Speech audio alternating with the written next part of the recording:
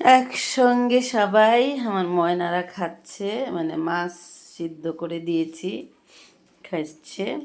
আর ভাত খাবে, গরম ভাত বসাইছি, ভাত হবে, তারপরে গরম গরম দিব। আগে মাছ সিদ্ধ করে দিলাম, খাও সবাই। সবাই খাইতেছে। মানে এই ঠান্ডাটা পড়ার পরে মানে নিজেরও অনেক সময় একটু খারাপ লাগে, ক্লান্ত লাগে। যেমন আজকে আমার বিছানা থেকে উঠতেই ইচ্ছা করতেছে না, বিকালের দিকে মন চাচ্ছে যে শুয়ে থাকি, শুয়ে থাকি, ভালো লাগতেছে না, এরকম একটা মানে হাত পা ঠান্ডা হয়ে আছে। তো বাচ্চাদের জন্য অনেক সময় খাবার রেডি করে পরিবেশন করতে চাইলেও আলসি লাগে মনের মধ্যে। মানে আলসি কয় না, গ্রামে একটা কথা বলে না, আলসি লাগে, সেই আলসিটা লাগে বাচ্চাদেরকে। অনেক সময় খেতে দিতে চাইলে একটু ক্লান্ত লাগে।